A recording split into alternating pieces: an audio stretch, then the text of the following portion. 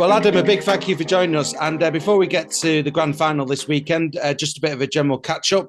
It was a good season for the Vikings last year.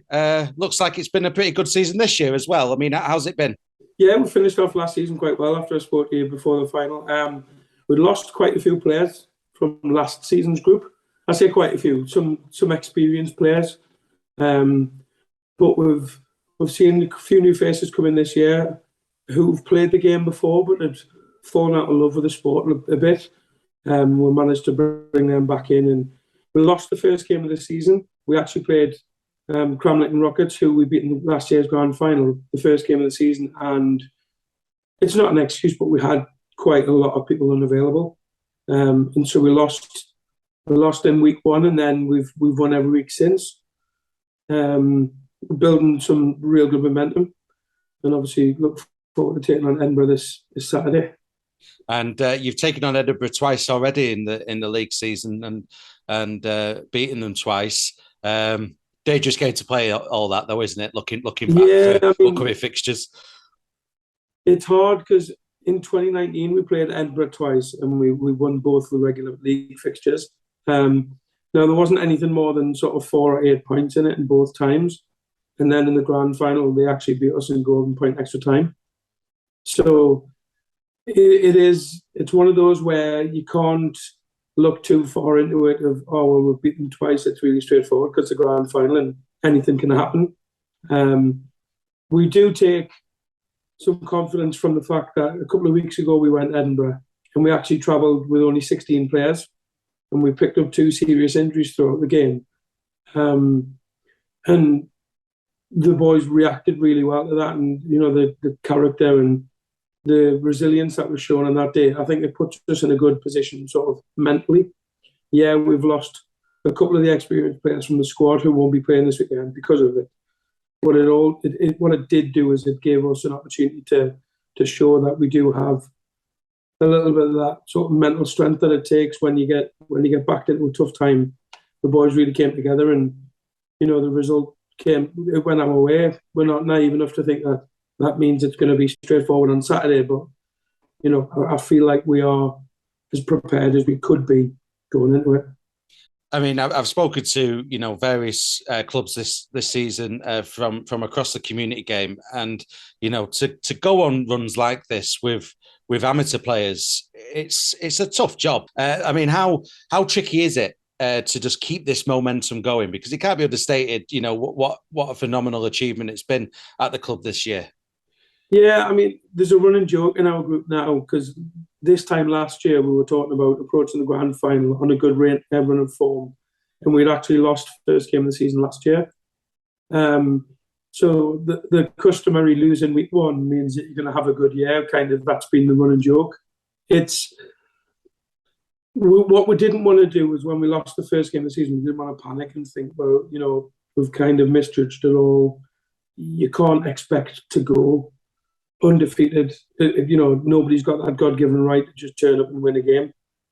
But what we have got is we've got a really close group of players who they hold each other to account. They understand that they've got to work hard, and they're from a very diverse background as well. We've got players that travel from Middlesbrough, which is 15 miles away. A lot of them have played rugby union elsewhere. We do have a strong cohort of primarily rugby league players. It's their main sport, and there's a lot of them have already been in this scenario before. So drawing on each other's strength, it's easy. We do like to keep them quite grounded. It would be easy to get kind of fall in love with ourselves a little bit, winning so many games on the bounce. And I've coached long enough now to understand that when complacency sets in, you leave yourself there to be knocked off. And one of the things we spoke about right back from pre-season was, we are the defending champions. Somebody's going to come and try and get us. And that's kind of been playing on our minds all the way through, the constant reminder of, don't get too carried away because it could all end tomorrow. Obviously, we're confident going into Saturday. There are some players in the group who played in 2019 who've experienced that sort of bitter defeat right at the last minute in Golden Point, who have maybe there's a few individual sort of scores to settle. But we're a very different side to Edinburgh were that day, and so are they. So for all the two clubs went head to head with each other 3 years ago now, it's not the same teams taking the park again. But it is. But it is the same two clubs, and you go back to your record. Defending champions. Go back to 2019 when Edinburgh were in it. They won it that year as well. Top two in the division this year. It's quite fitting, isn't it? And the match sells itself. I mean, I don't even know why we're bothering with this interview really to promote it. At Kingston Park, live on our league, it's going to be a phenomenal occasion, isn't it? Well, that's one of the things I spoke to our lads about right from the very beginning of the season. Last year's victory, we beat the best that came out in front of us. But at the same time, Edinburgh weren't in the competition through COVID regulations. They weren't able to get training when we were starting the season. So it wasn't like a hollow victory because we were the North East champions. However, this year, everybody would always be able to judge us by, but can you do it when Edinburgh are back in the competition?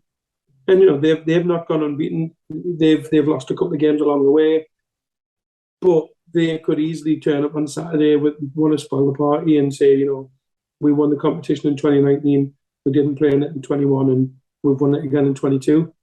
So that's for them to kind of signal their dominance, and I guess it's up to us to prove that. Yeah, we came close in 2019. However, since then, we've made progress and we've done that by results on the field, as well as, the stuff that happens off the field is just as important. But ultimately, as a coach and as a playing group, you're only judged by the numbers that go on the scoreboard, aren't you? And on a platform like our league, broadcasting the game, it's there for everyone to see. There's nowhere to hide. It's great when when we put 50-odd points on Cramlington last year, it was great, and seeing one of our players was nominated for Try of the Week and all the stuff on social media. But you can so easily be on the opposite end of that, and you don't want those constant reminders of how close you came. So it's up to us to make sure that on Saturday we get to enjoy the sort of the emotion of the victory rather than the reminding of how close we came. And touching upon off the pitch as well, it does put a spotlight on the North East game, the cracking work that's going on there. You touched upon, how the club's developing off the pitch as well. It's all handy, isn't it? All this success on the pitch in front of the cameras for promoting what's being done. Yeah, I mean, as a region, so I sit on the management group for the North East, and as a region, we're making great strides in trying to sort of spread the word that the North East isn't just an extra area that likes to be a part of the big party. For years now, we've produced players for the professional game. And it's one of those things where I think the community game was overlooked. There was always a pathway in place for junior development, right up through to Super League Academy and even the reserve team. But there wasn't really anything as a measure of a success for what the community game in the North, sort of in an open age level looks like. So the profile that we got from it last year, it just reinforces that. I'd like to think there was some people who watched that game last year and thought, these probably would give the Yorkshire side a good game or whatever. And I'm not saying that we would take on the best side in NCL and give them a game, but we certainly wouldn't be disgraced if we played against people from different areas. And because there's limited opportunities to do that, it just raises the profile. There'll be a lot of our players who are new to the group who've never played at Kingston Park Stadium before. Certainly most of them have never had a game being broadcast live. And I've got family members that live in America, so they can watch the game. The reach it's unbelievable. And it gives that big game occasion to the big game. Yeah, absolutely. And final question, Adam. It's pretty easy question. Looking forward to this weekend and the challenge. Yeah, mate, really looking forward to it. We've worked hard all year, and it's the big opportunity where everything that we've worked towards, we get a chance to sort of show what we've worked for. I've spoken to players, and the hard thing about sport is you don't always get what you deserve. The run of form that we're in, we don't have the right to just turn up in the grand final and take it. It's not going to be handed to us. We've got to earn everything that we get, and We have lost some sort of experienced players along the way this season, and I'll have to try and decide whether I'm going to have a run out on Saturday or not. I'll look at what the weather forecast is, I think, because I'm getting a bit old for all that. Well, Adam Houston, head coach of the Jarrow Vikings, a big thank you for taking the time out of your busy day to join us, and all the best this weekend. Thanks, mate. Appreciate that.